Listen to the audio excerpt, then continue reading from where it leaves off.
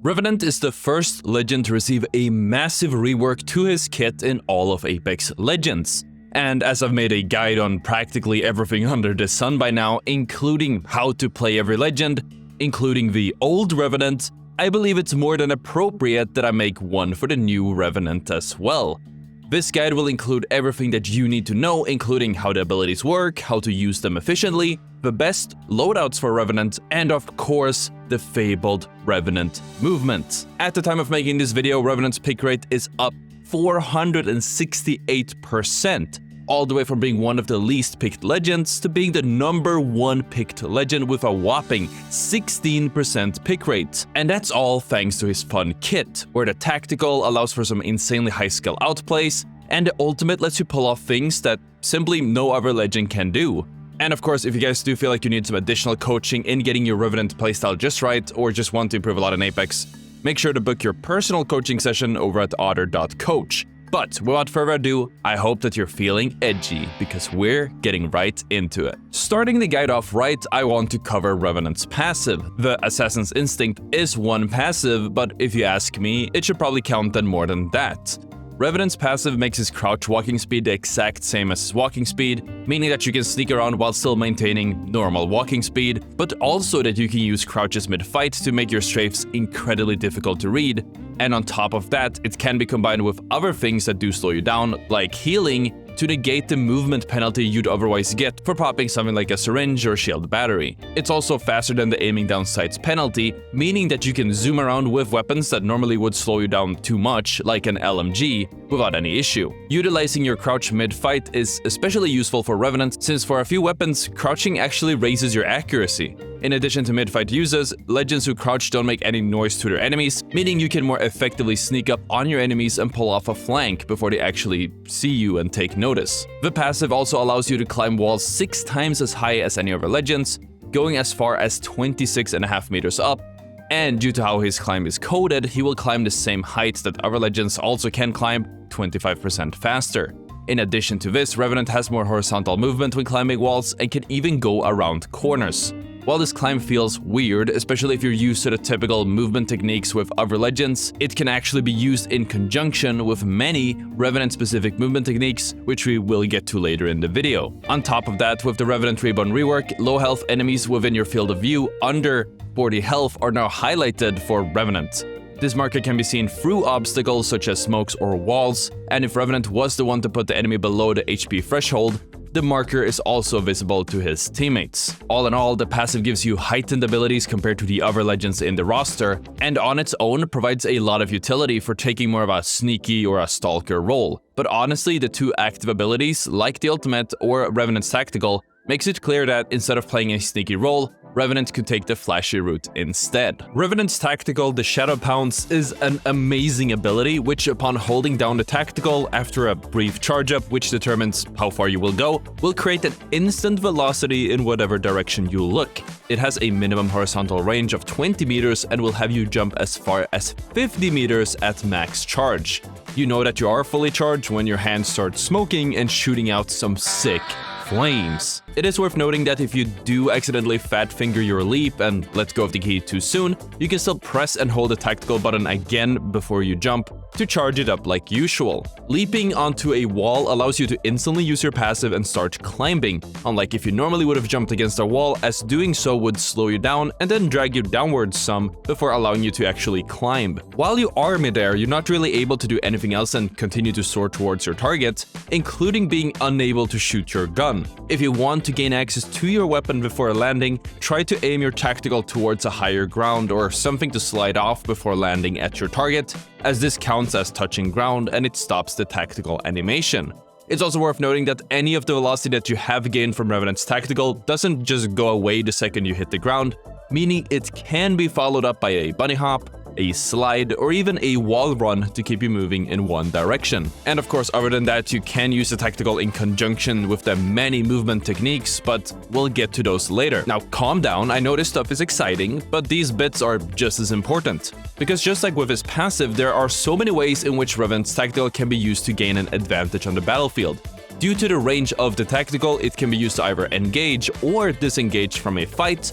Normally, I would recommend using the leap between high grounds or onto high grounds, and never landing straight on top of an enemy, as you are fairly easy to read while midair, and you can be beamed just as easily. As I mentioned earlier, if you do want to land near an enemy, if you want to finish them off or stop a revive or whatever, you can always choose to slide off some obstacle to gain access to your weapon and your other abilities earlier. I found that combining your tactical with your passive is one of the best ways to use it, as by knowing where all your enemies are, and most importantly, that they are low health, will allow you to jump in and secure the kill at an insanely fast speed, and they more often than not won't be able to react. Moving on top of halving your tactical's cooldown from 25 seconds to 12.5, in addition to cutting the remaining amount of cooldown that you had left on your tactical by half, using Revenant's ultimate Forged Shadows, which, by the way, is this a reference to Forge, or am I reaching here?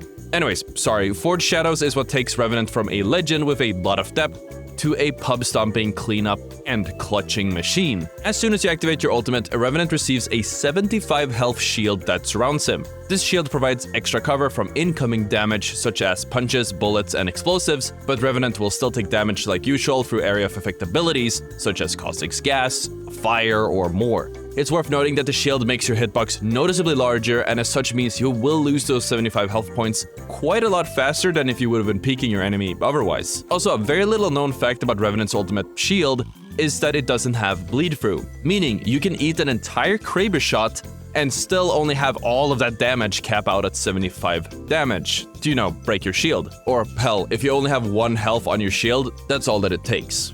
Speaking of the hitbox, at the time of this recording, it counts as a bit of a fun wall, meaning that you can actually combine it with certain other abilities if you want to do some trolling.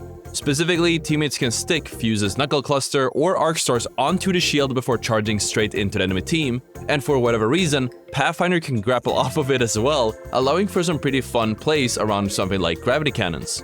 If your shield gets damaged, as long as you aren't taking any more damage, it will slowly recharge over time. By default, Forged Shadows lasts 25 seconds, but here's where the ability gets real strong. If you secure a knock, as in just get a knock during your ultimate, the shields will immediately bounce back to 75 health. Your tactical will also be refunded, and on top of that, the duration of your ultimate is extended as well, and not only that, you don't actually have to just get a knock, all it takes is getting an assist on an enemy getting knocked, and this will count as a reset as well, making Revenant not only the perfect legend to jump in and go for cleanups with his ultimate, but one of the best duelists as well. An additional 75 health is huge and gives him one of the largest health pools in the game. But not only that, if you take a 1v1 duel and you end up getting a knock, you will get a shield to stop the enemy from getting a kill on you when trading damage, while at the same time getting your tactical back just in time to make it back to your own team and safely reset. As with most fight-enabling abilities, finding the perfect timing to activate the Forged Shadows will be tricky, but generally speaking, you want to activate it right before leaping in or right before you start dealing significant damage and want to all in. The 25-second window plus the extension of your ultimate does give you some leeway if you time it wrong, but the more efficiently that you do activate Forged Shadows, the more value you will get out of it. If not for the teamfight at hand, it might help you fend off a third party later on. In addition to being used to engage and to take a fight, Forged Shadows is also very useful if you're trying to get away from an enemy team who might be chasing you, as the shorter leap cooldown, in addition to the extra 75 health, goes a long way in allowing your escape. Now, normally when it comes to my legend guides, I do a full section for loadouts, but I'll just add it to this section about the ultimate instead. If you have the chance, you should always run a pump shotgun as a secondary if you're playing Revenant, that being either the Peacekeeper or the Mastiff.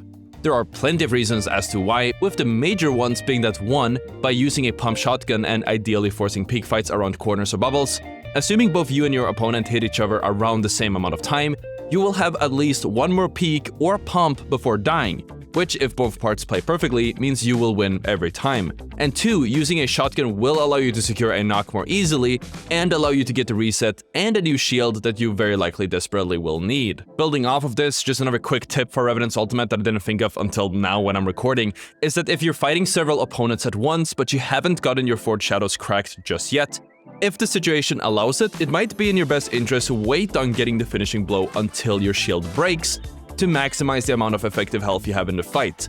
Keep in mind that this is only a good tip as long as your enemies are still in your field of view. If they run away to heal, you have to kill them. As for what primary to use, I've actually made a video ranking all the Season 18 weapons in a tier list, so if you are interested in that, I've linked it in the description. Overall, I'd say that the mid-range to low-range SMG will be the way to go since you want to get in close and deal a lot of damage and fast. But I can see something cheesy like a Spitfire working out for you as well. But there is one more thing that turns Revenant from being a simple pub-stomping legend to an unstoppable force. And that is his movement. Specifically, the way his kit can be abused for some insanely fast, hard to play and read movement. And quick disclaimer before we get into it, as we speak, new Revenant movement techniques are still being discovered, but I will cover all of the Revenant movement techniques that we know of today. Many of these techniques are sort of the base of Revenant movement and can be combined and chained together to make some pretty impressive outplays and take his kit to the next level. So let's start off with the passive. As I mentioned, Revenant can't really wall jump like any other legend, but that doesn't mean that he can't wall jump at all. If you want to pull off something that looks like a wall jump with Revenant, you can jump onto a wall, start climbing, and then jump while adding a side strafe in one direction, while at the same time moving your view in that same direction, otherwise something that's known as a U-bounce. His passive also has a few other abilities. For example, as I mentioned previously, you can wall run for long distances by latching onto a wall that you're coming at with high momentum, for example, if you just came out of your tactical, and this can obviously be followed up with that U-bounce at the very end to get even more distance. It's also worth mentioning that if you do wall run or climb enough to hit a corner, you can utilize tap strafes to turn around that very corner and immediately get back onto the wall, by jumping, immediately adding a tap strafe and some lurches with your movement keys to guide you to the other side. In addition to that, the Revenant wall run uses the horizontal Revenant movement in conjunction with other high velocity moves such as jump pads, gravity cannons, or of course the tactical where you can jump against a wall, latch on and sort of run along it for a very long time until you might decide to bounce off. But these techniques were mostly already known by now, ever since Revenant came out all the way back in 2020. The real movement renaissance comes with the rework, specifically Revenant's tactical. While it does act as an instant velocity boost, you can also use the tactical to get much farther if you combine it with other types of movement like super glides, nade boosts, jump pads, or whatever. Another movement technique that's worth knowing about is a Revenant leap tap strafe. By adding a jump and a tap strafe at the very start of your leap, more or less the same timing as if you're trying to hit a Octane's jump pad for the instant tap strafe, you can turn up to 360 degrees off of your tactical. While this doesn't seem like nothing at all at first, because you can already kind of do that, right? Tap strafing out of your tactical will allow you to get onto obstacles that are above you, like certain platforms, or even getting onto the roof of a building through a window without having to actually leave your position or expose yourself.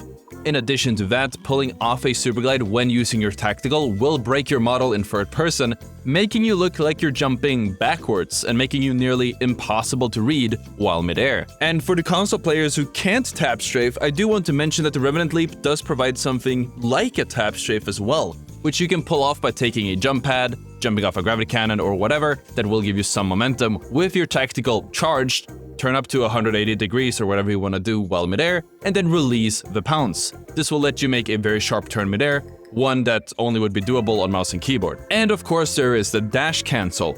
Previously in this guide I mentioned how you can pull out your weapons before landing at your destination by sliding against something, but there is one more way. A better way, if you will. It just takes a bit more of a setup. If you hold your tactical, start mantling, and then pull off a super glide all while holding the tactical, followed by you releasing the tactical key anytime after you have hit the super glide, you'll actually get access to use your weapons mid-air, much sooner than if you would have used it sliding. Obviously this requires some setting up and knowing how to super glide, which is actually one of many movement techniques that I have covered on this channel, but you can also get some individual coaching on this technique and so much more just by booking a coach at ottr.coach. These are all coaches I've personally chair-picked, and they are some of the best that you can actually get to coach you in Apex, all with their own specific niches to offer you a wide array of guidance. So if you're looking for help with your movement, I'll recommend Lobotomy any day of the week. In fact, Lobotomy helped me out with this section of the guide, and actually suggested that I should include 2 more Revenant techniques that I hadn't heard about yet. First off, you don't actually need the super glide in order to dash cancel. You can also pull this off by starting to charge your leap, sliding off an edge, and then releasing it. This is much faster, requires basically no setup, and is so much easier than trying to hit that pesky super glide timing. It also helps if you have your gun out before starting the tactical, so the game automatically pulls it out for you. This technique also works off slide jumping off of Octane's jump pads, but I am curious to see whether it actually stays in the game. And yeah, I could have told you about this before mentioning the whole super glide part, but it's good to know.